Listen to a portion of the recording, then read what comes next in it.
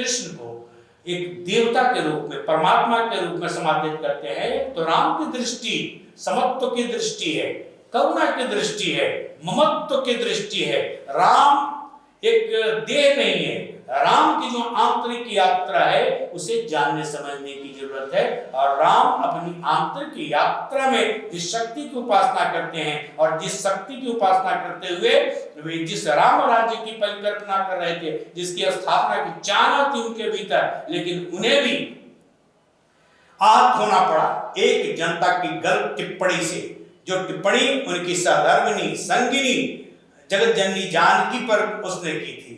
उनके जीवन में भी बिखराव आया, उनके दिवत्व में भी दरकाव आया। तो मनुष्य कहीं बहुत मजबूत भी होता है और क्षण विशेष में कमजोर भी होता है, लेकिन यात्रा चलती रहती है। लेकिन अगर आदमी के भीतर एक मजबूत आदमी बैठा हुआ है तो जहां कहीं भी रहेगा, मजबूती से वह अपने परिवेश को भी मजबूत बनाने की प्रक्रिया में। आज हमारे साथ स्टूडियो में मौजूद है प्रसिद्ध साहित्यकार, कवि, जो न सिर्फ हमारे राज्य और राष्ट्र बल्कि अंतर्राष्ट्रीय स्तर तक अपना परचम लहरा चुके हैं और साहित्य का छाप छोड़ चुके हैं। परिचय के मोहताज नहीं है सर, हमारे साथ मौजूद है। सबसे पहले तो डॉक्टर संजय पंकज सर, आपका बहुत बहुत स्वागत है हमारे सुदामा न्यूज के स्टूडियो। बहुत बहुत धन्यवाद सुदामा न्यूज को और आपको भी अत्यंत। जी सर, परिचय के तो आप मोहताज नहीं है, आपको हर कोई जानता है, लेकिन फिर भी हम चाहेंगे कि आप एक छोटा सा संक्षिप्त अपना परिचय हमें दे दें। ऐसा नहीं है, दुनिया बहुत बड़ी है और दुनिया में अलग अलग रुचि के, अलग अलग प्रवृत्ति के, अलग अलग चरित्र और संस्कार, अलग अलग दिशा के लोग हैं। कोई जरूरी नहीं कि मुझ जैसे साहित्यकार को भी, साहित्यकार भी ऐसा जो अपने मन मिजाज मस्ती के साथ लिखता पढ़ता हो और साथ ही सस्ती लोकप्रियता के लिए मैं मंचों से समझौता नहीं कर सकता, लेखन से समझौता नहीं कर सकता। और यह स्वभाव संस्कारवश मैं जिस पृष्ठभूमि से आता हूँ, जिस परिवार से आता हूँ, जिस गांव और जनपद से आता हूँ, वह पूरा का पूरा शिक्षा और श्रेष्ठ जनों से संपन्न जनपद है। मेरा गांव बेरई, जिसे वीर भूमि बेरई के नाम से भी जाना जाता है, वहाँ 60-70 वर्ष पूर्व ही उच्च विद्यालय, मध्य विद्यालय और साथ ही साथ बालिका विद्यालय, पुस्तकालय, खादी भंडार और जाने साहित्य, संस्कृति, संगीत का इतना बढ़िया वातावरण, धर्म और अध्यात्म का भी वातावरण, उसी वातावरण में गांव के बच्चों के साथ खेलता कूदता हुआ अपने पारिवारिक जनों और आत्मीय सगे संबंधियों के बीच उनके द्वारा संग्रहित पुस्तकों का अध्ययन करते हुए मेरा बालपन व्यतीत हुआ। मेरी माँ प्रतिभा सिन्हा अब तो स्मृति शेष है, लेकिन उनका दिया हुआ संस्कार और पिता श्री जय किशोर प्रसाद सिंह की कर्मठता, उनका निर्माण, उनका कठोर अनुशासन और माँ की सहज संवेदनशीलता और पढ़ने पढ़ाने की रुचि के कारण, यद्यपि वह गृहिणी थी, लेकिन रामचरितमानस के प्रति मेरे भीतर जो जिज्ञासा उन्होंने जगा दी, मैं नवाह पाठ भी करता रहा, मैं मास पारायण भी करता रहा और रामचरितमानस से गहरे तौर पर से जुड़ा रहा। मैं 5वीं क्लास का छात्र था, उसी समय मेरे नाना की मृत्यु हो गई थी। तो उनके मरणोपरांत अटपटे कुछ शब्द मेरे भीतर से जो निकले, उसे मैंने अपनी मासी को पत्र के रूप में लिखा। शायद कविता वहीं जन्मी थी, बचपन में जन्मी थी और बेचैनी से जन्मी थी, तड़प से जन्मी थी कविता, और फिर कविता की यात्रा शुरू हो जाती है। साहित्य के साथ साथ आपने जैसा भी बताया, अध्यात्म की ओर भी आपकी उतनी ही रुचि रही है, आपकी बातों से मैं ये पकड़ पा रही हूँ सर। तो इस पे आप कैसे प्रकाश डालना चाहेंगे? हाँ, अध्यात्म और धर्म के बीच में लगातार भटकता रहा। साधु सन्यासियों के रहस्यमय जीवन से मैं बड़ा ही प्रभावित था और उस रहस्य लोक में प्रवेश करने के लिए ही, उन्हें जानने के लिए ही, जंगलों को देखने के लिए और पहाड़ की ऊंचाई के पास खड़ा होकर स्वयं को नापने की जो मन स्थिति मेरी बनी, तो मैं घर से पलायन कर गया और वर्षों वर्षों भटकता रहा, जंगलों में भटकता रहा, मठ मंदिरों में भटकता रहा। और बचपन में महान राष्ट्रवादी योद्धा सन्यासी स्वामी विवेकानंद के जीवन चरित्र से परिचित हो गया। उनको देखते पढ़ते हुए मेरे मन पर जो अमिट छाप पड़ी, तो मैं विवेकानंद का 100वां के 1000वां अंश भी न हो सका, लेकिन बहुत कुछ विवेकानंद के व्यक्तित्व कृतित्व ने मुझे दिया और साथ ही साथ मेरा बहुत कुछ सांसारिक हरण भी कर लिया। अच्छा सर, जो आप जिस तरीके से आपने बताया और ये जो किताबें मेरे हाथ में है, ये सब आपके द्वारा रचित है, सब आपने लिखा है। बिल्कुल। आप सर इसमें से कोई एक किताब जो आपके दिल के सबसे ज्यादा करीब हो और आपने बहुत ही इतनी किताबें नहीं हैं और बहुत किताबें हैं यार। बिल्कुल बिल्कुल सर, लेकिन ये तो बस जाने कब मेरे पास है। मेरे भीतर से अनायास ये दोहा छंद, जो हिंदी का जातीय छंद है, पारंपरिक छंद है, और भक्ति काल में, वीर गाथा काल में और अब फिर से आधुनिक काल में दोहा छंद का खूब प्रचलन है। हम गजलों की जब बात करते हैं तो उससे ज्यादा वजन, ज्यादा अर्थ प्रभाव हमारे दोहों में है। हम कबीर के दोहों को देखें, हम तुलसीदास के दोहों को देखें, रहीम के दोहों को देखें, ये केवल भक्ति और ज्ञान से ही संपन्न नहीं है, बल्कि आज का जो संघर्षपूर्ण आम आदमी का जीवन है, आज की जो सामाजिक विद्रुपताएं हैं, राजनीतिक विसंगतियां हैं और विश्व में पर्यावरण और आतंकवाद का जो संकट है, उनको केंद्र में रखकर दोहे लिखे जा रहे हैं। एक दोहा सर आप दर्शकों तो अनायास ही मां पर एक दोहा निकल आया था, और जब निकल आया, पहला ही दोहा आया था, तपी दोपहरी जेठ की रही माघ की रात, पीर भरी माँ जिंदगी विधना की सौगात। इस छोटे दोहे में ही स्त्री संघर्ष है, माँ का वैराग्य भी है, और माँ का जो जीवन है और उस जीवन में रचने की जो बेचैनी है। माँ जीवन भर यात्रा करती रहती है।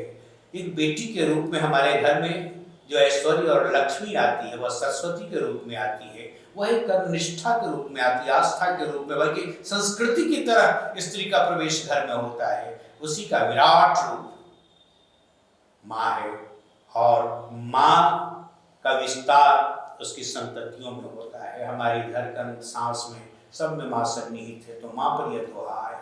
और यह दोहा कि शब्दों में ब्रह्मांड बधे गीत संगीत, अपना अर्थ लगाइए, माँ है शब्दातीत, माँ है शब्दातीत। मेरे दोहा संग्रह का नाम ही है माँ है शब्दातीत। और महान राम कथावाचक पूज्य मोरारी बापू की जुबान पर यह दोहा चढ़ गया, और अक्सर वे अपने प्रवचनों में, अपने संवाद में माँ है शब्दातीत मेरा नामोल्लेख करते हुए जब ध्वनित करते हैं, तो लगता है कि मेरे होने की सार्थकता है, मेरे रचना कर्म की व्यापकता है।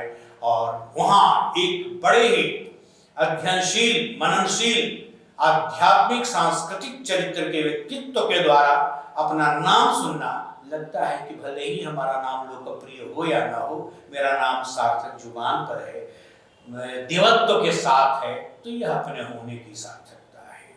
सर आपके नाम के लिए सब बहुत इज्जत है और बहुत ही प्रिय है आपका नाम, ऐसे नहीं भूलिए सर।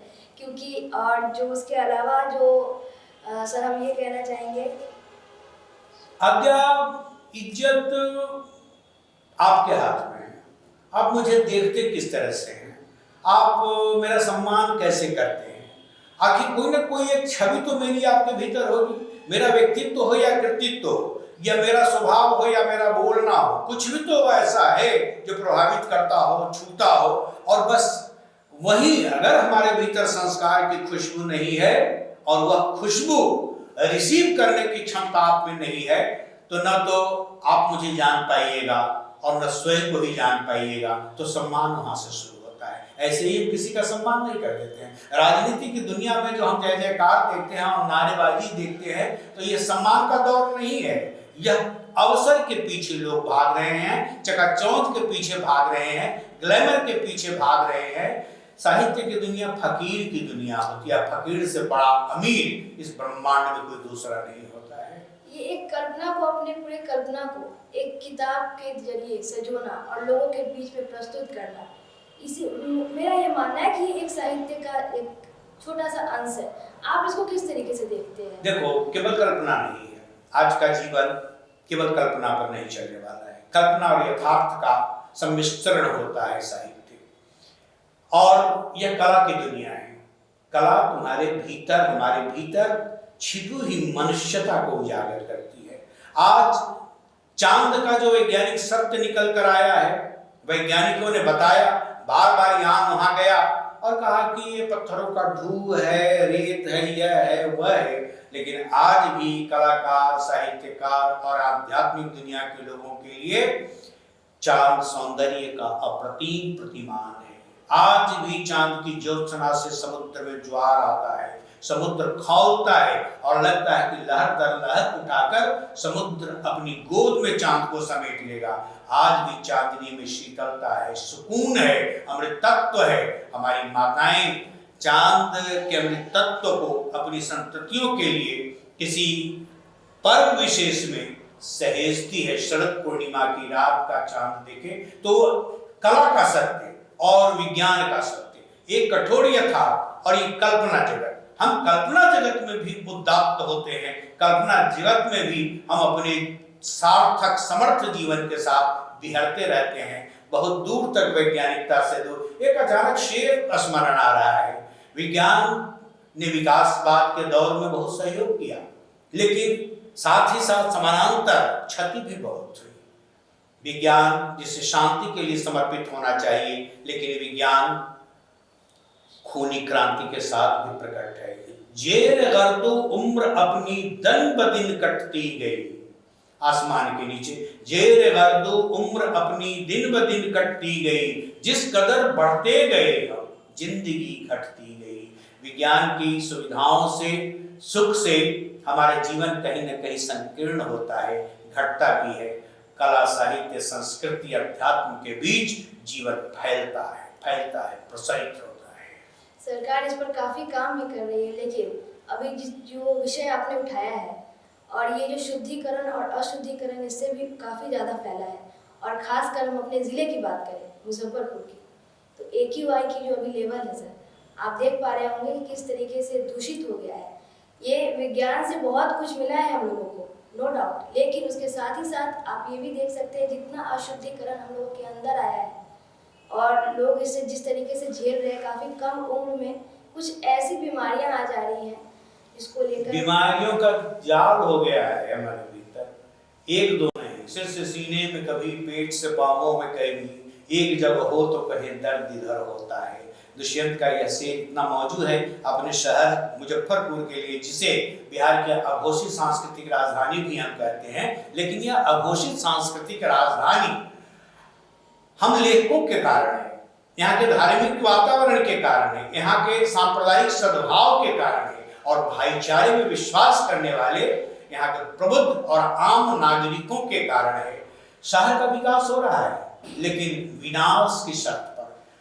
मैं तो यह मानता हूं कि जिस लीची के लिए, लीची की मिठास के लिए मुजफ्फरपुर संपूर्ण संसार में जाना जाता था और जाना जाता है, 50 वर्षों के बाद लीची की उर्वर फसल जिस जमीन से उगती थी, उस जमीन पर कंक्रीट का जंगल खड़ा हो चुका होगा। शायद लीची विलुप्त हो जाएगी, अनेक फसलों की तरह, अनेक फलों की तरह। तो हम प्रकृति को नष्ट करके अपना जीवन संवारना चाहते हैं और जीवन संवार रहे हैं प्रदूषण की शर्त पर। धूल और गर्दो गुब्बार, शोर शराबे के बीच हम ध्वनि प्रदूषण, वायु प्रदूषण की बात करते हैं। विज्ञान तो यही पैदा करता है। तकनीकी विकास ने बहुत नष्ट भी किया है, विनाश भी किया है। और जब तक हम नैतिक रूप से, आध्यात्मिक रूप से तकनीक का सामाजिक सद्भावनापूर्ण सदुपयोग करने के अभ्यासी न हो जाए, तकनीकी विकास को स्थगित रखना चाहिए।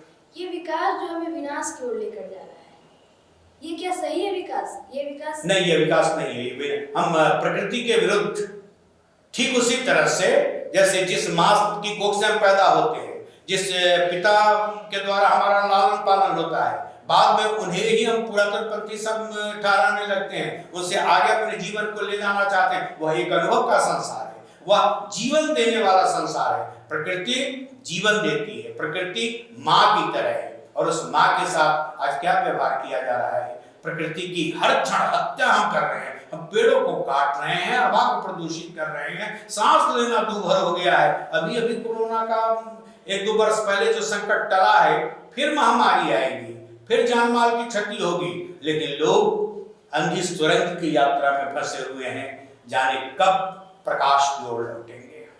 इसमें क्या लगता है सर, किस चीज की कमी है? लोगों को समझ की कमी है या संस्कार की कमी है? अपने देश में सही शिक्षा का अभाव है। सरकारी शिक्षा में और महापुरुषों के द्वारा बताए गए शिक्षा पथ में बहुत फर्क है। जो शैक्षणिक दृष्टि महर्षि अरविंदो की है, जो हमारी पारंपरिक शैक्षणिक दृष्टि है, वैदिक काल की जो दृष्टि है, और साथ ही साथ स्वामी विवेकानंद और उससे आगे बहुत सारे ऐसे महापुरुष हैं जिनका अपना शैक्षणिक दृष्टिकोण है। आज बच्चों के बीच से नैतिक शिक्षा का अभाव हो गया है, व्यवहारिक शिक्षा का अभाव हो गया है। बच्चों के हाथ में हमने मोबाइल थमा दिया है, बिना जाने समझे कि बच्चे इस मोबाइल की दुनिया में जाने किस दिशा की ओर बढ़ जाएंगे और किस तरह की नकारात्मकता से क्यों अवसादग्रसित हो रहे हैं आज के हमारे बच्चे। क्यों युवा पीढ़ी आत्महत्या कर रही है? मरने वाले सोच समझ ले, फिर तुझको यह पल न मिलेगा। मौत कभी भी मिल सकती है लेकिन जीवन कल न मिलेगा। जीवन अनमोल है और जीवन जीने की कला साहित्य के द्वारा, कविता के द्वारा हम जान समझ सकते हैं। विज्ञान के द्वारा हम शरीर को दुरुस्त कर सकते हैं, लेकिन मन का उन्नयन करने के लिए हमें कला संस्कृति के पास जाने की जरूरत है। विज्ञान और कला में सामंजस्य होना चाहिए। राष्ट्रकवि रामधारी सिंह दिनकर की पंक्ति है, एक हाथ में कमल, एक में धर्म दीप्त विज्ञान, लेकर उठने वाला है धरती पर हिंदुस्तान। आज विश्व गुरु बनने का जो नारा बुलंद किया जा रहा है राजनीतिक स्तर पर, तो राजनीति के रास्ते भारत कभी विश्व गुरु नहीं हुआ है। ज्ञान के रास्ते से हुआ है, त्याग के रास्ते से हुआ है, और प्रकृति की गोद में बैठकर हमारे चिंतक, मनीषी, योगी, ऋषि, महर्षि दसों द्वार खोल कर रखते थे, जाने किस दिशा से अनमोल विचार आ जाए। तनिक भी संकीर्णता नहीं थी, तनिक भी क्षुद्रता नहीं थी। राजनीति की दुनिया में इतनी संकीर्णता और क्षुद्रता होती है कि जिसमें पूरे वैराग्य का प्रवेश असंभव है। यह चिंतन की दुनिया में होती है, और चिंतन करने वाले लोगों का शैक्षणिक दृष्टिकोण जब तक समाज में, सरकार में लागू नहीं किया जाएगा, शैक्षणिक समग्र विकास नहीं हो सकता है। लोग साक्षर तो हो जाएंगे, साक्षर बनकर राक्षस भी हो सकते हैं। मुद्रा राक्षस हो जाएंगे, मुद्रा मोचन करेंगे, पैकेज की दुनिया में रहेंगे, सुख सुविधा का अंबार लग जाएगा, लेकिन उस सुख सुविधा के साथ साथ जो दुख, जो त्रासदी, जो पीड़ा और जीवन का भटकाव दिखेगा, वो बहुत ही सार्थक जीवन नहीं है। मेरी दृष्टि में बहुत दूर तक निरर्थक जीवन है। आज हम कबीर का स्मरण करते हैं, हम जिन फकीरों का स्मरण करते हैं, स्वामी विवेकानंद कौन वैभवशाली थे, कौन विज्ञान के ज्ञाता थे, लेकिन हम जिस धर्म की आज व्याख्या में पड़े हुए, जिस धर्म का तांडव हम देख रहे हैं, वितंडावाद देख रहे हैं, धर्म वह नहीं है। धर्म की गलत परिभाषा प्रस्तुत की जा रही है, धर्म को दिशाहीन बना दिया गया है। क्या है धर्म का सही परिभाषा? धर्म केवल सनातन है और वह भारत का दिया हुआ है। मजहब है, पंथ है, संप्रदाय है, और जिसे आज धर्म के रूप में हम अभिहित कर रहे हैं, वह धर्म नहीं है। धर्म केवल हम उसे सनातन कहें, भारतीय कहें, और मैं खुलकर बोलना चाहता हूं, उसे हम हिंदू धर्म भी कर सकते हैं। हिंदू धर्म का मतलब है इसमें वैज्ञानिकता भी है, आध्यात्मिकता भी है, विराट मानवीयता भी है, तनिक भी संकीर्णता, तनिक भी रूढ़िवादिता का इसमें प्रवेश तक नहीं है, बू तक नहीं है। और अगर इसमें उसका प्रवेश हो जाता है तो वह धर्म नहीं है, पाखंड है, प्रपंच है, विनंतावाद है। धर्म की परिभाषा जानने के लिए हमें मंदिर में जाने की जरूरत है, मस्जिद में जाने की जरूरत है, गुरुद्वारे में जाने की जरूरत नहीं। धर्म एक आंतरिक यात्रा है, धर्म एक स्व अनुशासन है, धर्म एक शिष्टाचार है, धर्म एक ऐसा वैशिष्ट्य है जो इस प्रकृति से हमें जोड़ देता है, और जो तोड़ देता है वह धर्म नहीं है, पाखंड है। नैतिकता, समर्पण और त्याग की बात आपने की है, परिभाषित करेंगे इसे? नैतिकता, धर्म और त्याग, ऋषि दधीची की कथा तुमने सुनी होगी, दूर जाने की जरूरत नहीं। मैं बहुत सारे पौराणिक दृष्टांतों की ओर नहीं ले जाना चाहता हूं, लेकिन थोड़ा थोड़ा पौराणिक दृष्टांतों को भी देख लो। एक वयोवृद्ध ऋषि जिसकी हड्डी से एक ऐसे वज्र का निर्माण होना तय था। वैज्ञानिकों ने कहा, देवताओं ने कहा, उस समय की ईश्वरीय शक्ति ने कहा, विशेष क्षेत्र विशेष के ज्ञाताओं ने कहा, और कहा कि यह क्षमता किसी तपस्वी साधक की हड्डी में ही अर्जित हो जाती है। ऋषि दधीची थे। दधीची के समक्ष देवता भी, मनुष्य भी, सारे प्राणी जाकर त्राहिमाम करने लगे। वृत्रासुर का प्रभाव बढ़ गया था, चारों तरफ हाहाकार मचा था, मार काट मची हुई थी। अब सबने जाकर निवेदन किया। वह वृद्ध साधक जो अपनी साधना में था, उससे कहा कि प्रभु, आपको जीवन का त्याग करना पड़ेगा, बड़े मानवीय कल्याण के लिए, वृत्रासुर की मुक्ति के लिए आपकी हड्डी से ही वज्र बनाया जाएगा। वृत्रासुर ने कहा कि मेरी हड्डी का भी अगर मानवीय सदुपयोग हो जाए तो इससे बड़ा ऐश्वर्य, वैभव और जीवन की सार्थकता क्या हो सकती है। वे बैठे रहे और गाय के द्वारा चाट चाट कर उनके मांस को समाप्त किया गया, और जो हड्डी निकली उससे वज्र बना, और उसी वज्र से अर्थात उस समय की नकारात्मक शक्ति का विनाश हुआ। तो वहां भी हम जाए, और फिर हम इधर की ओर आते हैं तो त्याग। स्वामी विवेकानंद चाहते तो सारी सुख सुविधाओं के बीच रह सकते थे, जी सकते थे। पैदल संपूर्ण भारत को भ्रमण करने की क्या जरूरत थी। हतभागी भारत को उन्होंने देखा था। विवेकानंद चट्टान जो कन्याकुमारी में है, तैरते हुए गए थे, अभाव था, नाविक भी नहीं ले गया। सार्क के बीच से गए थे, सार्क से जूझते हुए, दो दो हाथ करते हुए लहूलुहान उस चट्टान पर गए थे और ध्यानस्थ हो गए। ध्यान में उन्होंने हीनता की अवस्था में जी रहे भारत माता को देखा था। तब हमारा भारत गुलाम था, परतंत्र था, जिसके लिए लोकमान्य बाल गंगाधर तिलक ने कहा कि स्वाधीनता हमारा जन्म सिद्ध अधिकार है और इसे हम लेकर ही रहेंगे। उनका व्यक्तिगत नारा सार्वजनिक नारा हो गया। विवेकानंद कहते थे कि स्वतंत्रता आत्मा का संगीत है। उसी स्वतंत्रता की प्राप्ति के लिए अपनी सुख सुविधाओं को तिलांजलि देकर, सुख सुविधाओं को बलिवेदी पर अर्पित करके वे राष्ट्र माता, भारत माता की मुक्ति के लिए निकल गए। भारतीय स्वतंत्रता संग्राम में जिन लोगों ने सहयोग किया, कितना कष्ट झेला, भाग रहे थे, न सोने की जगह है, न खाने की फिक्र है, भाग रहे थे घर परिवार सब छोड़कर। किसके लिए? आने वाली पीढ़ियों की स्वतंत्रता के लिए, आने वाली पीढ़ियों की रीढ़ तनी रहे, इसके लिए। त्याग तो करता ही है, बिना त्याग का कुछ। हमारे माँ बाप त्याग करते हैं तब हमारा ये शरीर बनता है, तब हमारा संस्कार निर्मित होता है। तुम कभी कल्पना कर सकती हो कि माँ ने किस निष्ठा के साथ, किस त्याग के साथ, किस जागृति के साथ हमारे बचपन को, हमारे लुंज पुंज व्यक्तित्व को एक आकार दिया होगा। यह त्याग है। त्याग में खुशबू होती है, त्याग में पवित्रता होती है। फिर त्याग के साथ साथ तुमने धर्म की बात की, मैं प्रकारांतर से बता रहा हूं। पितृधर्म क्या है, मातृधर्म क्या है, लेकिन हम पितृधर्म मातृधर्म की चर्चा करते हैं। पुत्र धर्म भी तो होता है, युग धर्म भी तो होता है, समाज धर्म भी तो होता है। तो सब ये कह देते हैं ये धर्म तो छोटे रूप में, लेकिन डिसिप्लिन में देखना है। हम समाज धर्म की बात करते हैं, हम पितृधर्म की बात करते हैं, तो इसमें कृतज्ञता का भी भाव है, त्याग का भी भाव है, निष्ठा भी है, आस्था भी है, श्रद्धा भी है, विश्वास भी है, कर्तव्य भी है, एक परंपरा के प्रति सजगता भी है। हम परंपरा से विकसित होते हैं, जिसे हम विरासत में संभालकर थाती के रूप में आने वाली पीढ़ी को सौंपते हैं। कबीर ने शायद इस सब को भी संदर्भित करके लिखा होगा, दास कबीर जतन से ओढ़े ज्यों की त्यों धर दीनी चदरिया। हम अपने अग्रजों को, हम अपने पूर्वजों को ओढ़ते हैं और आने वाली पीढ़ी के लिए उसे ज्यों का त्यों बिना दाग का हम अर्पित कर देते हैं। इस तरह से पीढ़ियों का, संस्कारवान पीढ़ियों का निर्माण होता है। जिस तरीके से पूर्वजों ने हमें सेवा है और आज जाकर जो पीढ़ी है, जो युवा पीढ़ी है, जिस दिशा में जा रही है, आपको क्या लगता है वो सही है?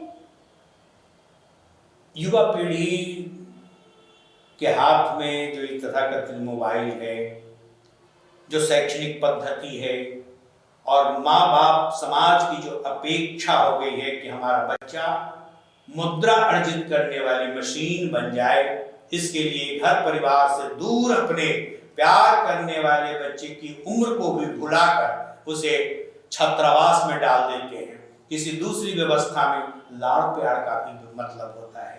परिवार का मतलब होता है माँ बाप के बीच अगर बच्चे होते हैं तो उस परिवार की खुशहाली। आज क्या कारण है कि हमारा एकल परिवार होता चला जा रहा है, जबकि हमारे पूर्वज संबंधों के एक बड़े संसार के बीच में रहते थे। कितने सगे संबंधी हमारे आते थे। बचपन का घर याद करो कि जब हमारी बुआ आती थी, जब हमारी मासी आती थी, पड़ोस की काकी भी आ जाती थी, तो घर कितना खुशहाल हरा भरा दिखता था।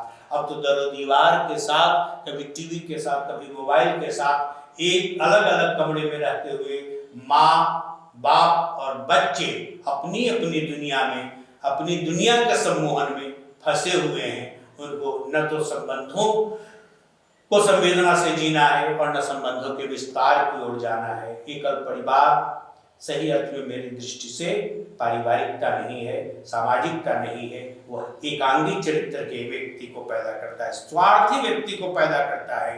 जो राष्ट्र क्या है, संबंध क्या है, परंपरा क्या है, संस्कृति और संस्कार क्या है, इसे वह पीढ़ी नहीं जान पाती है। और इसके लिए अपराधी हम माँ बाप भी हैं, शैक्षणिक हमारी व्यवस्था भी है, युग भी है। युवाओं को एक सही पथ प्रदर्शक मिलना चाहिए। युवाओं में तो अद्भुत शक्ति है और यह पथ प्रदर्शक अपने ग्रंथों में छिपा हुआ है, अपनी परंपरा में छिपा हुआ है। उनके पास स्वामी विवेकानंद से बड़ा मैं केवल भारत के लिए नहीं कहता हूँ, संपूर्ण संसार के युवाओं के लिए कोई दूसरा आदर्श नहीं हो सकता है।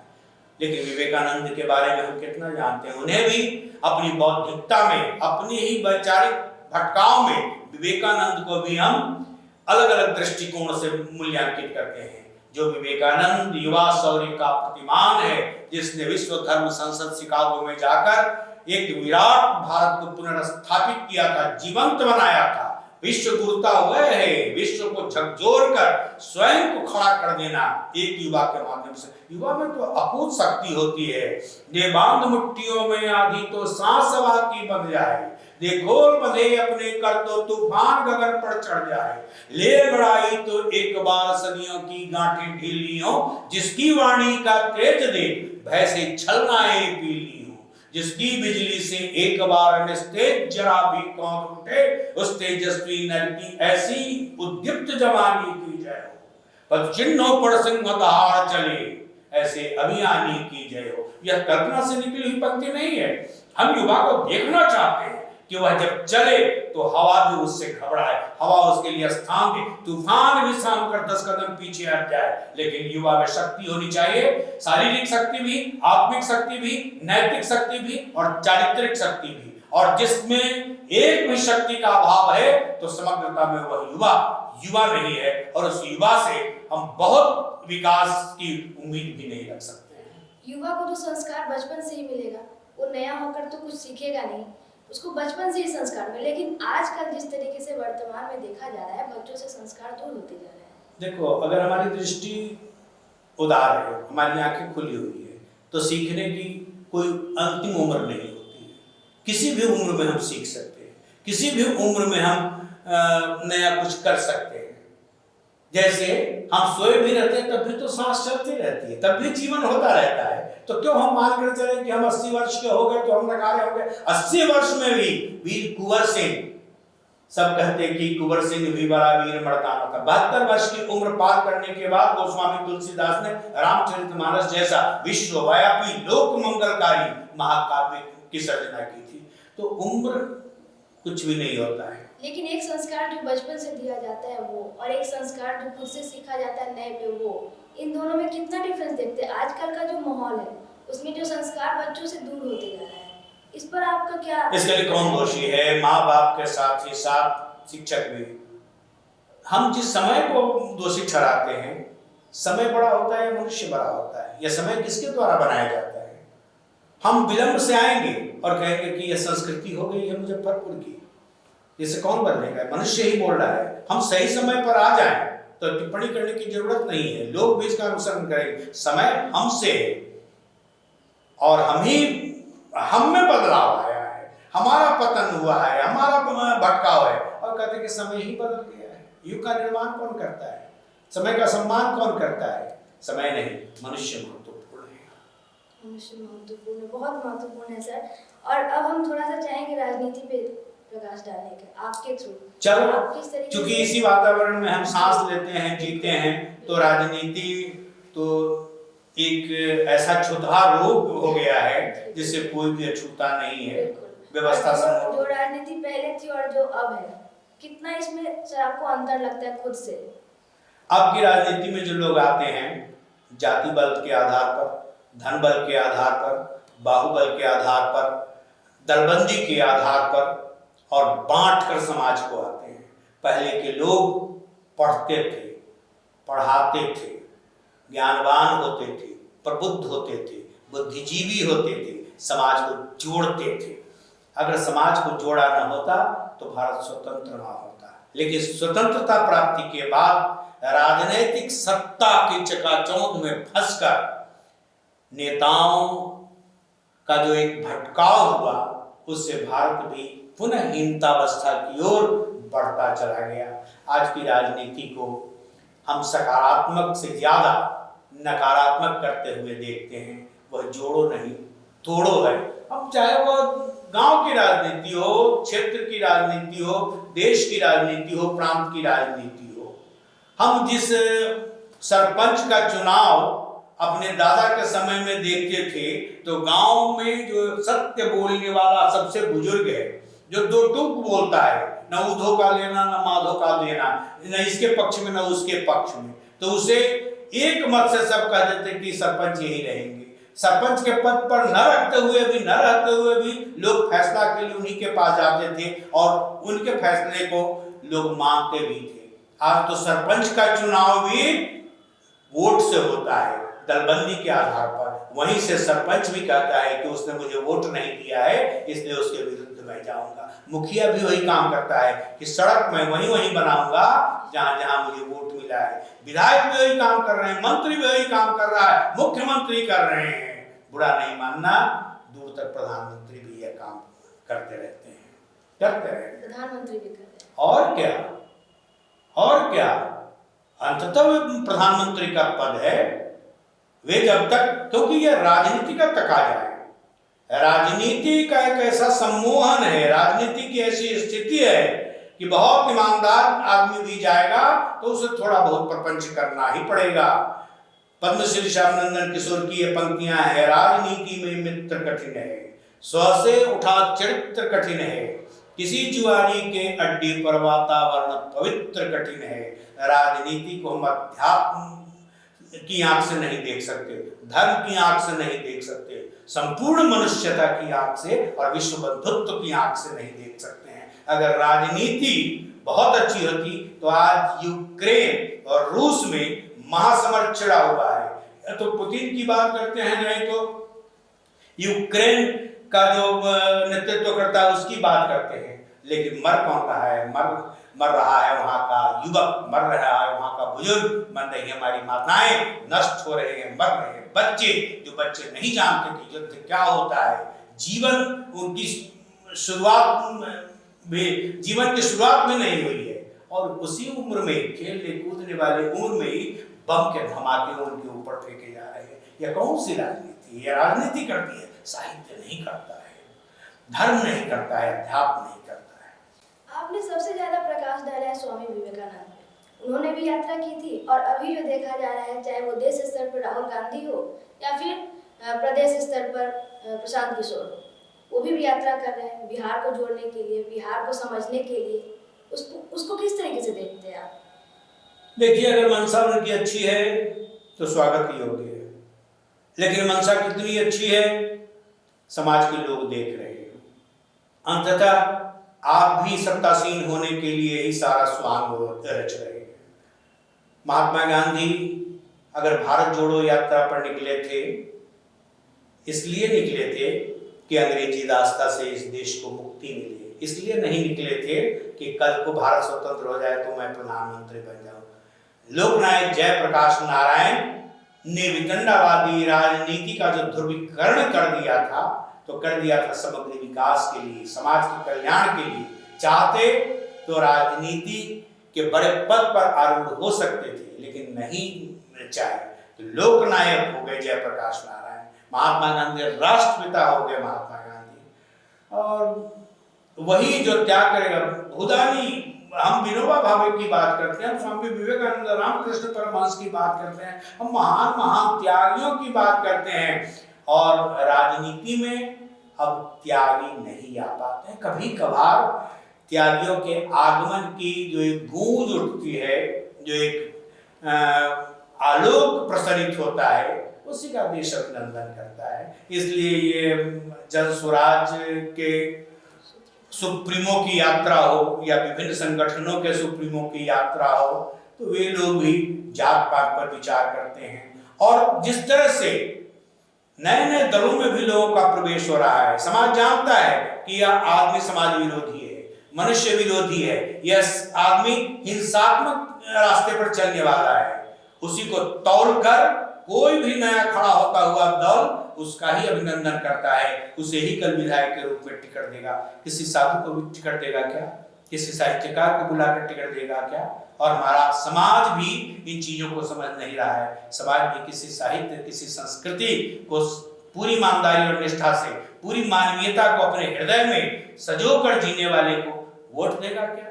समाज भी हाथ जोड़कर कहेगा आप जैसे अच्छे लोगों के लिए राजनीति नहीं है। तो राजनीति के प्रति तो यही धारणा है कि अच्छे लोगों के लिए राजनीति नहीं है, जबकि मैं कहता हूँ कि राजनीति में अच्छे लोगों को आना चाहिए, लेकिन अच्छे लोग तभी आएंगे ना जब उस अच्छाई का अभिनंदन करने वाला हमारा समाज हो जाए, समाज के हमारे लोग हो जाए, और दल के घोड़े पर सवार होकर जो आने वाले लोग हैं उन्हें भी सत्ता की चकाचौंध से अलग होकर, वोट की राजनीति से अलग होकर सही अर्थ में भारत जोड़ो और समाज का एकीकरण करो, इस भाव से आने की जरूरत है। राजनीति की बात की है आपने, टिकट की बात की है, आप भी अपने किस्मत को आजमा चुके थे राजनीति में। सही बात। आपको भी किसी दल से टिकट नहीं मिला था? नहीं मिला था। दलीय खड़े। हाँ, मैं इसलिए हम जिस प्रभाव जैसी बहे बयार पीठ तब तैसी कीजिए, नहीं तो आप चकनाचूर हो जाएंगे। लेकिन पीठ तब तैसी करने का यह अर्थ नहीं है कि पूरा का पूरा हम रीढ़ विहीन हो जाएं। हम अपनी रीढ़ को बचाते हुए, हम अपनी प्रवृत्ति को बचाते हुए, हम अपने मनुष्य के बचाते हुए, उस रास्ते का शुद्धिकरण करते हुए हम समाज कल्याण की बात करेंगे। राजनीति में मैं आया था, लेकिन मैंने राजनीति के विद्रूप चेहरे को भी देखा, सामाजिक स्थितियों को भी देखा, जिन वोटरों से मैं संवाद करने जाता था उनकी मनस्थिति को भी देखा, क्योंकि मैं जाति के घोड़े पर चढ़कर नहीं गया था, मैं धन पर आरूढ़ होकर नहीं गया था, मैं बाहुबल को लेकर नहीं गया था, मैं बिल्कुल एक विचार की तरह गया था, एक परिवर्तनकामी के रूप में गया था। लेकिन समाज ने जिस तरह से व्यवहार करना शुरू किया, हम इसे किसके दोष की ओर ले जाए? हमको लगता है कि वातावरण में ही ऐसा जहर घुल गया है कि जैसे कोई पंक्ति कभी सुनी थी, आदमी में जहर इतना भर गया है कि विषधरों का वंश सारा डर गया है। एक दिन तुम सुनोगे रास्ते में, आदमी के काटने से सांप कोई मर गया है। जहां आदमी ही जहरीला हो रहा है, वहां हम कितना अमृतत्व बांटेंगे? या तो मुझे भी थोड़ा जहरीला हो जाना पड़ेगा, इसलिए मैंने कदम बढ़ाया था, और ऐसा नहीं है कि मैं आगे भी नहीं बढ़ा सकता हूं। स्वामी विवेकानंद चाहते तो भारत में ही रह सकते थे, चाहते तो नौकरी ही कर सकते थे, लेकिन विश्व धर्म संसद में बिना आमंत्रण के भी वे गए, और किस गरीबी में गए, किस दुविधा में गए, किस अभाव और संघर्ष में गए, उनके इतिहास को पढ़ने के बाद हमें ज्ञात होता है। लेकिन हारे नहीं, टूटे नहीं, और नहीं गए होते विश्व धर्म संसद के उस प्रपंचकारी उस सभा में, उस मंच पर अगर खड़ा न होते साहस के साथ, तो संपूर्ण संसार भारत को नहीं जानता, हिंदू धर्म को नहीं जानता, सनातन को नहीं जानता। इसलिए जाने की जरूरत है। कोई रामधारी सिंह दिनकर, कोई माखनलाल चतुर्वेदी, कोई बालकृष्ण शर्मा नवीन, कोई साधु चरित्र का आदमी जब राजनीति में जाता है तो उसका पवित्रीकरण होता है, आमूल चूल उसके संस्कार का परिवर्तन होता है। इसलिए जाना चाहिए। आपका फिर से जाने का इरादा है? अगर स्पेस मिलेगा, जनता का मनोभाव बदलेगा, क्योंकि सर्वोपरि जनता होती है, दल सर्वोपरि नहीं होता है। किसी सुप्रीमो के न चाहने के बावजूद व्यक्ति अगर कुवत वाला है, समाज उसे मान्यता देता है, तो वह निर्दलीय भी जीतता है। यह कोई जरूरी नहीं है कि हमारा कोई आका ही हमको ले जाकर उस पर बैठा देगा। अगर यह स्थिति बनती है तो उसका कोई न कोई बलीय आधार होता है। वह जात का बल हो या धन का बल हो या बाहु का बल हो, कोई न कोई एक बलीय आधार ही होता है। लेकिन उस बलीय आधार से मानवीय आधार को जिस दिन सर्व स्वीकृति मिल जाएगी, उस दिन मेरे जैसा आदमी हर तरफ से निकल कर आएगा और तब सामाजिक परिवर्तन होगा। तब राजनीति को हम कह सकते हैं कि यह राजनीति है, धर्म से संचालित होती है। यह राजनीति है, साहित्य संस्कृति से संपन्न राजनीति है। यह राजनीति मानवीय चेहरा की राजनीति है। और कोई दल का दामन थामना होगा तो किस दल का थामेंगे? अब मैं कैसे कहूँ, क्योंकि एक आदमी के भीतर लगातार द्वंद्व चलता रहता है। मैं भी मनुष्य हूँ, देव धनुष दोनों का संशय, मानव हृदय उभय द्वंद्वालय। अब इस समय मैं आज्ञा से बात कर रहा हूँ। सुदामा न्यूज के स्टूडियो में मैं अच्छा संवाद कर रहा हूँ। यहाँ से निकलूंगा, एक पियक्कड़ से सामना हो जाएगा, एक गुंडा से सामना हो जाएगा, तो हमें अपने जीवन की रक्षा के लिए, अपने अस्तित्व की रक्षा के लिए, अपने सामाजिक दृष्टिकोण की रक्षा के लिए उसे मुझे किसी भी हद तक उसके साथ अगर जाने की आवश्यकता पड़ी तो हमें जा सकता हूं। न्यायार्थ अपने बंधु को भी दंड देना धर्म है।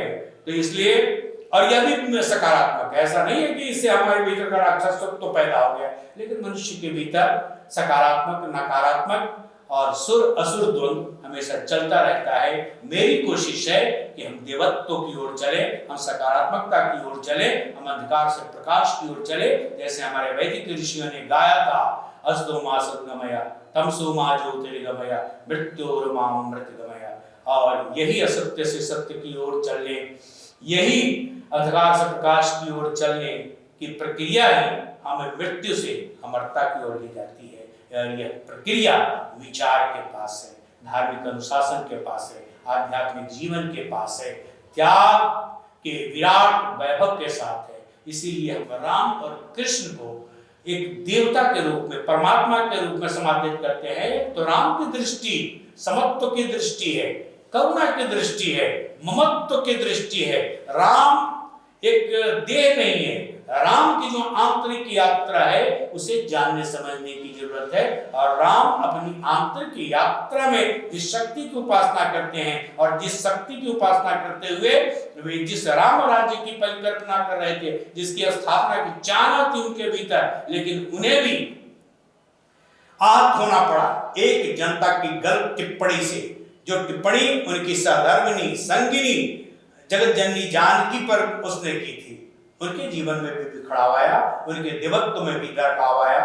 तो मनुष्य कहीं बहुत मजबूत भी होता है और क्षण विशेष में कमजोर भी होता है, लेकिन यात्रा चलती रहती है। लेकिन अगर आदमी के भीतर एक मजबूत आदमी बैठा हुआ है तो जहां कहीं भी रहेगा, मजबूती से वह अपने परिवेश को भी मजबूत बनाने की प्रक्रिया में लगा रहेगा। राम की चर्चा और सीता की विलुप्तीकरण, इस पर सर आप कैसे रोशनी डालना चाहेंगे? विलुप्तीकरण नहीं, राम के जीवन से सीता को अगर हटा दो तो राम का जीवन लुप्त हो जाता है। सीता शक्ति है। लेकिन अभी जिस तरीके से राजनीति के स्तर पर देखा जा रहा है, अयोध्या में श्री राम मंदिर काफी, राजनीति में राम थोड़े ही है, राम जन में है, राम घट में है, राम चेतना में है, राम प्रभाव में है। राम केवल भारत में नहीं, संपूर्ण ब्रह्मांड में है, संसार में है। मैंने अभी कहा ना कि राम बाहर नहीं है।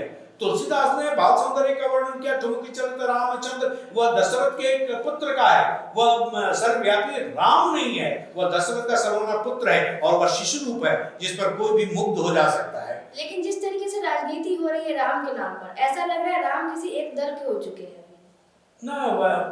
ऐसा क्यों लगता है? ऐसा क्यों लगता है सर? अभी तो एक ऐसा क्यों लगता है? कटोगे तो बटोगे नहीं, तुम यहाँ रखी हुई एक तीसरे व्यक्ति की चीज को अपने हाथ में ले लोगे तो वह चीज तो तुम्हारी नहीं हो जाएगी ना। और मैं भी उसे अगर छोड़ देता हूं तो मेरी कमजोर है। राम को छोड़ा क्यों और लोगों ने? जिन लोगों ने उठाया उनका मैं स्वागत करता हूं, अभिनंदन करता हूं, लेकिन जिन लोगों ने राम को छोड़ा उनकी मैं निंदा भी करूंगा। क्यों आपने छोड़ा राम को? क्यों छोड़ा? आप भी राम को पकड़े रहते, अपने अपने ढंग से राम को पकड़े रहते। उनके राम कुछ हो सकते हैं, उनके राम हो सकते हैं सत्ता तक पहुंचा दें। मेरे राम मेरी अंतर यात्रा को विराट तक पहुंचा देंगे। मेरे राम समाज को करुणावान बना देंगे। उनके राम क्रूरता की दिशा में ले जा सकते हैं। तो ये राम को जैसे चाकू है, हम उससे फल भी काट कर खा सकते हैं और किसी के पेट में भी जाने दे सकते हैं। चाकू का क्या दोष है? चाकू की क्या उपस्थिति है? हम उसका उपयोग कैसे करते हैं इस पर निर्भर करता है, और यह निर्भर करता है हमारे चरित्र पर और सामने वाले के चरित्र पर भी। वह भी केवल ना समझे कि चाकू उन्होंने उठा लिया तो आज से अब चाकू उठाना बंद कर देंगे। ऐसा क्यों? चाकू आप उठाइए फल काटने के लिए, चाकू उठाइए कलम बनाने के लिए, चाकू उठाइए चीजों को तराशने के लिए। जो हत्यारे चाकू उठा रहे हैं तो उनके हाथ में चाकू देखकर हम चाकू से ही बैर पाल लें, ऐसा ठीक नहीं है। लेकिन जिस तरीके से एक ही दल ने उसको अपना बना के रख लिया है, आपको नहीं लगता ऐसा ये कहीं से गलत है? क्यों बना दिया? राम उनके पूर्वज हैं, जो हमारे भी पूर्वज हैं, जन जन के पूर्वज हैं। उन्होंने लपक कर ले लिया, जो बढ़कर ले ली मीना उसी का है। उन्होंने लपक लिया, हमने छोड़ दिया। क्यों? हमें भी राम को अपने ढंग से रखना चाहिए। हम लेखों को क्या परेशानी है? आज भी हम जिस राम को समझ रहे हैं, राम को हम गाते हैं, भजते हैं, आज भी श्री राम जय जय राम करने वाले गांव के अभावग्रसित लोग जिस मस्ती में शाम ढले किसी मंदिर में पहुंच जाए, अपने घर में रहें, जिस तरह से राम और सीता को प्रतिध्वनित करते हैं, उनके लिए वो मांत्रिक शक्ति की तरह है। उनका राम वह राजनीति का प्रपंचकारी व्यक्तित्व राम नहीं है। उनका राम अयोध्यावासी राम नहीं है। उनका राम घटघटवासी राम है। उनका राम मंत्र की तरह है, अमृत की तरह है, एक विराट नाम आधार की तरह उनका राम है, जो उन्हें उनका विश्वास है कि भवसागर से हमारा वही राम पार कराएगा। राम कोई व्यक्ति थोड़े ही है, राम तो सब प्रवाहित एक शक्ति है, जो प्रवाहित है। हम उम्मीद करेंगे कि कोई राम आएगा हमारी उंगली पकड़ कर हमको फंसे हुए से निकाल देगा, नहीं। हम राम का स्मरण करते हैं, सोचने से भी आदमी की ताकत बढ़ जाती है। हमारे भीतर जो एक क्षमता आती है वह परंपरा से भी आती है, वैराग्य से भी आती है। हम हारे को हरिनाम दिनकर जैसा पौरुषवादी रचनाकार भी जो लिखता था कि मैं पौरुष से पुरुषार्थ से भाग्य का लिखा हुआ भी पढ़ सकता हूं, लेकिन एक समय आया जब उन्हें लिखना पड़ा हारे को हरिनाम। राम के मृदुल व्यवहार को हम लोगों ने देखा है, लेकिन जिस तरीके से रैलियों में युवाओं को हम लोग आक्रोशित रूप में देखते हैं, इस पर आप सहमत होंगे मेरे ख्याल से? वो तो युवाओं की शक्ति का दुरुपयोग करता है हमारा नेता, हमारा संगठन। युवा का काय का आक्रोश है? पढ़ने के लिए युवा क्यों नहीं आक्रोशित होते हैं? अपने मनुष्य के विस्तार के लिए युवा क्यों नहीं आक्रोशित होते हैं? समाज कल्याण के लिए युवा क्यों नहीं आक्रोशित होते हैं कि राम के नाम पर ही हम तलवार भाजे, हम अल्लाह के नाम पर ही भाला चमकाएं? शादी विवाह का जग अनुष्ठान पर्व त्योहार का ये मतलब है, ऐसा थोड़ी मतलब है कि हम पटाखे खूब फोड़े, बारूद से हम पवित्र वायु को प्रदूषित कर दें। क्या होता है पटाखों के शोर से? बीमारी होती है, वायु प्रदूषित होता है, हमारे जीवन का क्षरण होता है। इसे प्रसन्नता और आह्लाद वाली चीज तो नहीं है। बगल का भूखा आदमी जिसके सामने आप पटाखे फोड़ते हैं, कभी उसके बारे में अगर सोचते तो आप पटाखे नहीं छोड़ते, आप फुलझड़ियां नहीं उड़ाते, उसके लिए भोजन की व्यवस्था करते। पटाखा नहीं, सबसे बड़ा बम, सबसे बड़ा वैभवशाली प्रेम होता है। प्रेम से बढ़कर ब्रह्मांड की कोई वैज्ञानिक शक्ति नहीं है, और प्रेम की ताकत ऐसी होती है कि मुर्दे को भी जीवित कर सकती है। वह एटम बम नहीं कर सकता है। एटम बम तो विनाश करता है, प्रेम निर्माण करता है। लेकिन युवा आकर्षित होते हैं उसी तरफ भटकाव है। चकाचौंध से कौन क्या होता है? बिजली का बल्ब जलता है, दिए की लौ ऊपर उठती है, परवाने आते हैं, कीट पतंगे आते हैं, उनकी मृत्यु होती है। वो जीवन कहाँ आता है? तो इस चकाचौंध में जो फंसेंगे उनका जीवन गया, या तो जीवन दिशाहीन हो गया, या जीवन निरर्थक हो गया, या जीवन केवल जय जयकार के पीछे ही बर्बाद हो गया। आपने स्वर्धन क्या किया? जिस तरीके से सोशल मीडिया पर इतना ज्यादा एक्टिव है युवा, सबसे ज़्यादा युवा एक्टिव है आज के जनरेशन का। और देखा जाता है कि सोशल मीडिया पर जो रील्स वायरल होते हैं आजकल बहुत ही ज़्यादा है, जिसमें शंकर जी हाथ में कुछ नशीला पदार्थ लिए हुए वो फोटो है एक, और उसके साथ साथ बाल रूप पे जो मैंने कहा ना कि धर्म का जो विग्रह है, प्रतीक है, शंकर किसी विग्रह में थोड़ी है, किसी चित्र और मूर्ति में थोड़ी है, कैलेंडर में थोड़ी घर की दीवार पर टंगे हैं। न राम है, न कृष्ण है उसमें, न विष्णु है। किसने देखा? किसने देखा? पुराणों में जितने भी ईश्वर हैं, किसी ने देखा क्या? किसी ने उसकी फोटोग्राफी की क्या? किसी ने स्टूडियो में इस तरह से शूट किया क्या? वो हमारी कल्पना है। लेकिन कल्पना को हम सौंदर्यपूर्ण ढंग से प्रकट कर देते हैं, उसे हमें सकारात्मक रूप में जानने, समझने और व्याख्यायित करने की आवश्यकता है।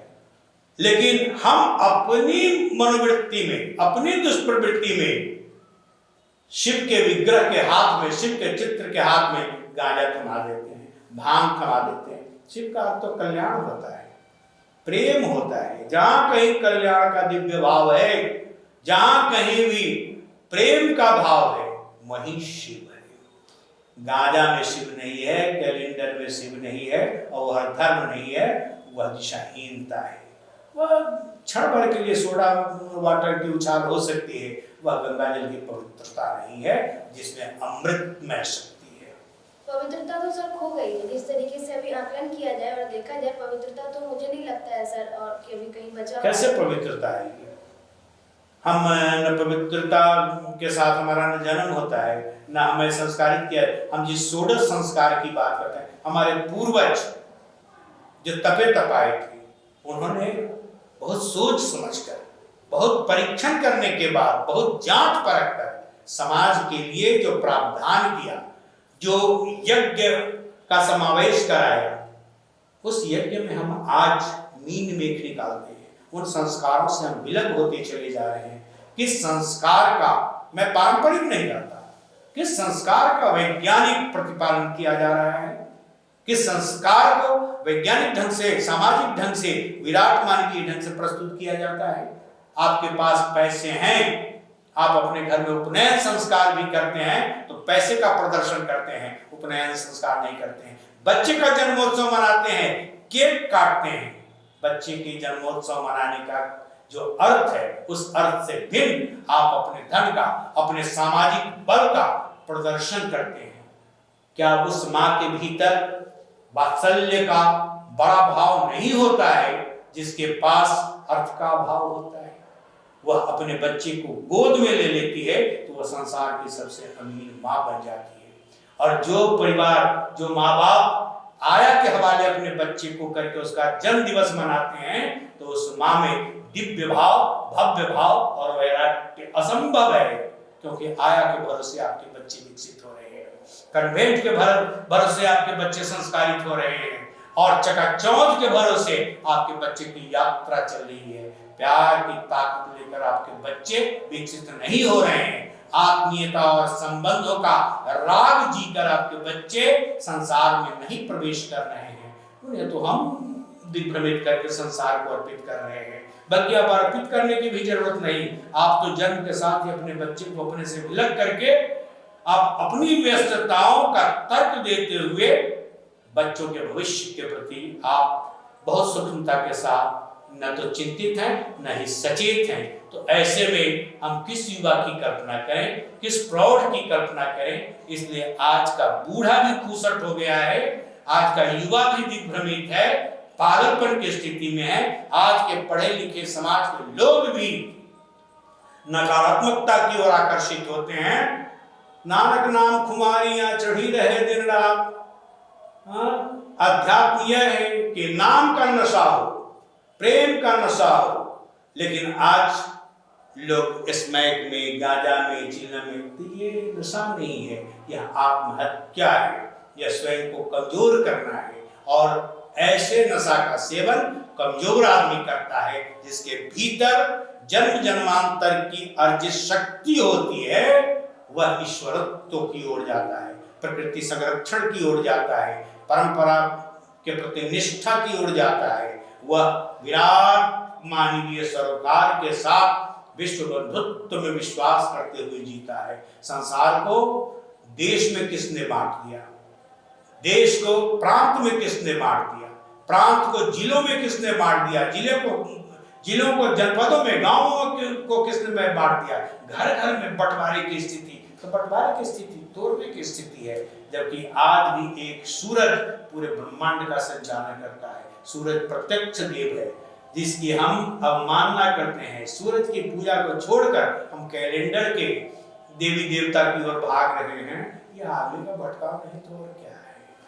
तो इसी सब पंक्तियों के साथ मैं चाहूंगी सर आप कुछ अपने, जैसे अभी आपने बात किया बचपन का, बच्चे का, माँ का, युवा का, समाज का और विभिन्न तरीकों के टॉपिक्स पे आपने बात की है।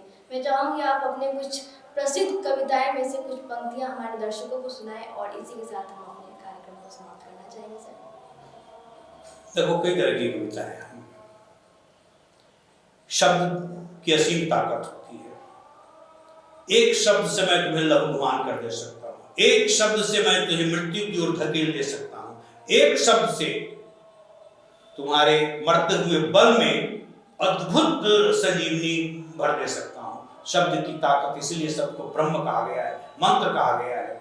शब्द का सदुपयोग नहीं होता है। शब्द, प्यार करो तो चंदन, इनकार करो तो बारूद, स्वीकार करो तो आत्मा, बचाना पृथ्वी अंतरिक्ष तो बचा लो शब्द, बचा लो शब्द। शब्द को बचाने की जरूरत है। शब्द को बचाने का यह अर्थ नहीं कि शब्दकोश में हम सुरक्षित रख लें। संस्कार में, व्यवहार में हमारे शब्द कैसे हों, जैसे गंगा की पावनता की हम कल्पना करते हैं या उसकी स्थिति देखते हैं, तो हमारे शब्दों में पवित्रता हो, मिठास हो, आत्मीयता हो, एक लय हो, एक खुशबू हो।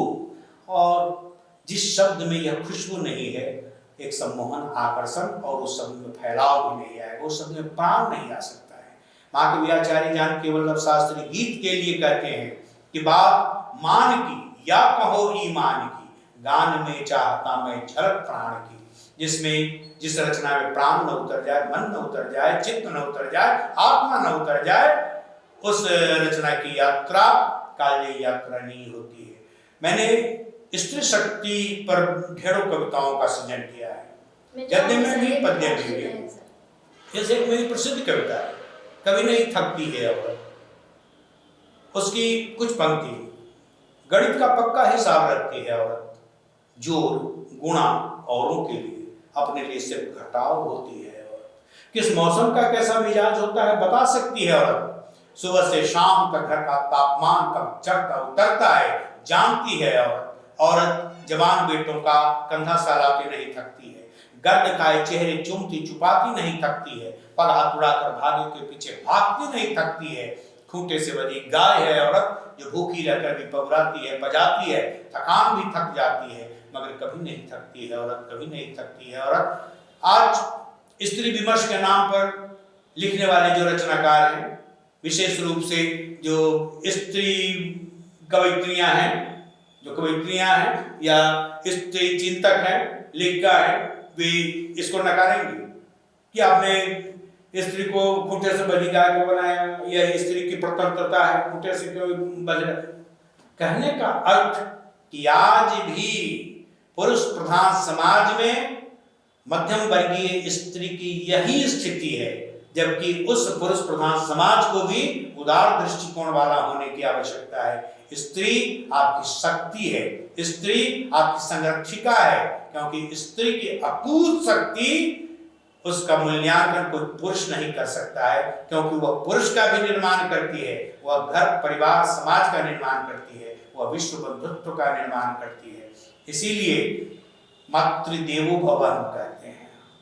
हम अगर गीत भी गाते रहे हमारे त्वमेव माता च पिता, पहले माता है, पहले मातृ पूजा होती है ना। कि मंदिर की हो घंटियां कि मस्जिद की अजान, पहले जगती मां तभी जगे सभी भगवान। पहले मां जगती है। हमने पहला ब्रह्म का विस्फोट शब्द का उच्चारण कहाँ किया था? मां के पास किया था। मां के कारण ही हमें इस खूबसूरत संसार का दर्शन हुआ है, मां के कारण ही हमारा होना होता है। इसलिए स्त्री की अपूर्व शक्ति होती है, लेकिन आज भी विसंगतियों के कारण, आज भी सामाजिक वैषम्य के कारण, आज भी सामाजिक विकृत संरचना के कारण स्त्रियों को दोयम दर्जे में रखा जाता है। लेकिन इसका यह अर्थ नहीं कि स्त्री उच्छृंखल होकर स्वतंत्रता की मांग करे। उच्छृंखलता नकारात्मक होती है, स्वतंत्रता एक खुशबू है, आत्मा का संगीत है, जिसे विवेकानंद ने कहा। तो स्वतंत्र चेता स्त्री को भी होना चाहिए, पुरुष को भी होना चाहिए, युवा को भी होना चाहिए, बुजुर्ग को भी होना चाहिए। हर व्यक्ति को स्वतंत्र चेता होना चाहिए। नहीं होगा तो गुलाब में ऐसा थोड़ी कि चमेली की खुशबू आ जाए, गुलाब में गुलाब की खुशबू होती है, वह भी आकर्षित करती है। चमेली में चमेली की खुशबू होती है। हर पेड़ का अलग अलग चरित्र होता है। तो बुजुर्ग का जो चरित्र होता है वो अपनी खुशबू के साथ, उम्र का भी एक स्वाद होता है, उम्र का भी एक चरित्र होता है। हर वय का अभिनंदन होना चाहिए। इसलिए स्त्री को पृथक मानकर हम अस्तित्व से अलग करके नहीं माने, स्त्री को भी अपने समाज के विकास के अभिन्न अंग की तरह माने। इसीलिए हमारे पूर्वजों ने कहा कि वह सधर्मिणी भी है, वह अर्धांगिनी भी है, और जो जिस ईश्वर को कल्पित रूप में प्रस्तुत किया गया है, शिव और शक्ति का एकीकरण अर्धनारीश्वर है। एक के बिना दूसरा अधूरा है। तो ये तो ताकत है। बहुत अच्छा लगा सर आपसे बात करके। मातृशक्ति से शुरू हुई हमारी संवाद मातृशक्ति पर ही खत्म हुआ है। काफी अच्छा संयोग है ये। तो बहुत बहुत स्वागत है सर आपका। बहुत बहुत धन्यवाद। लेकिन तुम भी उसी आबोहवा में आज्ञा बहती रही, राजनीति की ओर, लेकिन मुझसे साहित्य पर, संस्कृति से, विचार पर, क्योंकि गंगा की यात्रा गंगा की ही यात्रा होती है। ऐसा नहीं है कि वह मुजफ्फरपुर के प्रणाली की यात्रा हो जाएगी, क्योंकि उस जिस तरह से वह गोमुख से निकलकर गंगा सागर तक जाती है, समुद्र में अंतर्लीन हो जाती है, तो उसकी पवित्रता के लिए एक मार्ग निर्धारित है। जबकि उसमें जो नाले गिरते हैं, ऐसा नहीं कि गंगा नाला में गिर जाती है, गंगा में जो नाला गिरता है उसका भी पवित्रीकरण हो जाता है। तो साहित्य में आकर अगर सारे नाले, जो विचार के नाले हैं, विध्वंस के नाले हैं, जो विकृति के नाले हैं, हिंसा के नाले हैं, साहित्य में आ जाए, तो साहित्य तो बुद्धत्व की परम अवस्था है, जहां कोई हत्यारा अंगुलीमाल भी आकर घुटने टेक देता है। क्योंकि हमारा आदि कवि जो वाल्मीकि से पहले रत्नाकर डाकू थे, लेकिन उनका रूपांतरण होता है वाल्मीकि ऋषि के रूप में। तमसा नदी के किनारे बैठकर पहली बार अनुष्टुप छंद वहीं से शुरू हुआ था। और यह वियोगी होगा पहला कवि नहीं है। क्रांति से कविता पैदा होती है, करुणा से पैदा होती है। करुणा भी अपने आप में एक महाक्रांति है। जिस दिन तुम्हारे भीतर करुणा आ जाएगी, बुद्ध की तरह क्रांतिकारी व्यक्तित्व हो जाएगा। जिस दिन करुणा आ जाएगी, उस दिन राम जैसा मर्यादा पुरुषोत्तम चरित्र तुम्हारे भीतर खड़ा हो जाएगा। जिस दिन करुणा आ जाएगी, उस दिन संसार की समस्त स्त्रियां, जिस तरह से 16,000 स्त्रियों को क्रूर कारागार से मुक्त कराकर उसका वर्ण किया था अपने समय के का सबसे बलशाली पूर्णावतार श्री कृष्ण ने, उस दिन तुम्हारे भीतर कृष्णत्व का पदार्पण हो जाएगा। इसलिए हम सकारात्मक दिशा की ओर चलें। उठो, जागो और बढ़ो, गहकर निर्भय सत्य मनुर्भव मनुष्य मनुर्भव उद्घोष करो, समझो जीवन लक्ष्य। जीवन के यथार्थ को जानने समझने के लिए धर्म, अध्यात्म, कला, संस्कृति के पास जाने की जरूरत है, क्योंकि जीवन यही बचता है, जीवन राजनीति के पास नहीं बचता है। बहुत बहुत धन्यवाद। धन्यवाद तुम्हें भी और सुदामा न्यूज को भी एक संवाद का अवसर उपलब्ध कराने के लिए। संवाद सार्थक या निरर्थक, इसका निर्णय आप करेंगे, समाज करेंगे, इसे किस रूप में आप लेते हैं। लेकिन सबके पीछे मेरी ईमानदारी और मेरी करुणा है और मेरी समदर्शिता है, मेरा समत्व भाव है। इस रूप में अगर लेंगे तो शायद मेरी बातों से कुछ चीज निकल कर आ जाए, वरना बातें तो होती रहेंगी। धन्यवाद।